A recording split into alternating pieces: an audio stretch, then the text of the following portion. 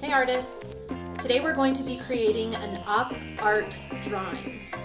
Op art is short for optical art, and this type of art making puts optical illusions in the drawings and paintings or even sculptures. So when you look at it, you can't really tell what's going on. It almost looks like it's moving or blurring. And today we're going to do that with drawing materials. To start off, you're going to pick a space on your paper, anywhere you want is fine, and you're going to draw a dot. Don't draw it too close to the edge. You still want room on all four sides of the dot, but it doesn't have to be in the middle. So I'm going to put mine right there. Our next step is we're going to draw 4 lines that pass through the dot and separate our paper into 8 sections. So you can use a ruler if you want your lines to be perfectly straight, but you don't have to. You can just free draw them if you want. Your first lines are going to be a plus sign with the dot being in the middle. For our next 2 lines, we're going to draw an X. Again, we want the dot to be in the middle. Next, I want you to pick one of the 8 sections as your place to start. I'm going to pick this one. And you're going to draw curved lines starting close to the dot in the middle and then working your way out. So basically what we're doing is we're creating curved stripes. Then you're going to move to the next section.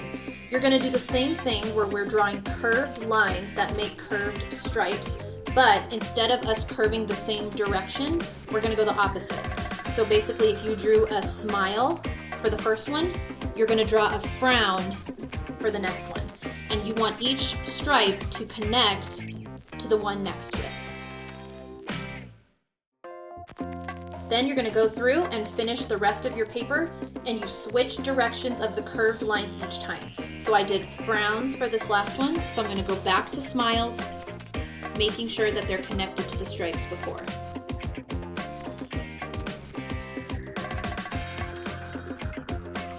So when you're done, all 8 sections of your paper should have curved lines that look like stripes, but they should be alternating directions. Smiles, frowns, smiles, frowns, smiles, frowns, smiles, frowns.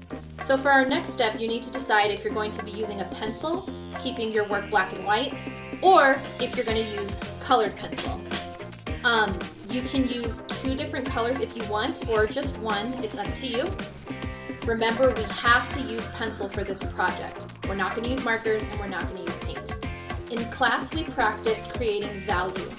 We create value, which is the use of lightness and darkness, by changing the pressure of our pencil. The harder you press, the darker the value will be. If you don't press down hard, it will be a light value. So, pick a section to start, and we're going to start towards the center and work our way out. As we color this, our goal is going to be to put dark value near the edges of our shape where the lines are and a lighter value in the middle. So I'm going to start with this first section. I'm pressing down hard to create darker value. And then when I move to the center, I don't press down very hard. And then when I get back to the edge, I press down hard again. So I have darker value on the edges, lighter value in the middle. Next, you're going to skip a stripe and move on to the next one. So remember, I'm using colored pencil, but if you're choosing to use pencil for this, you're doing the exact same thing. Shade the first one, skip, shade the third one.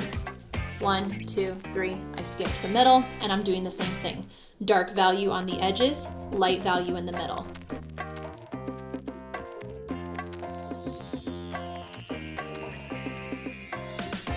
Keep going, skipping a stripe, and color the rest of your section.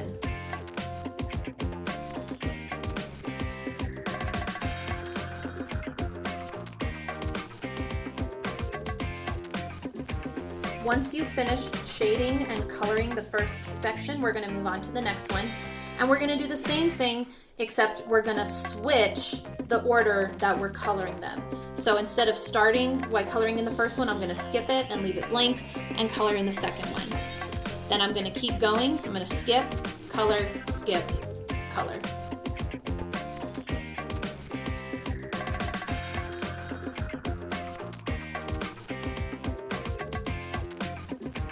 Next, you're going to keep moving around your paper, switching the order that you color each time and fill up the rest. So for every time I see a smiley face, I'm going to start with the first one coloring it in. Every time I see a frown, I'm going to skip the first one and color the second one.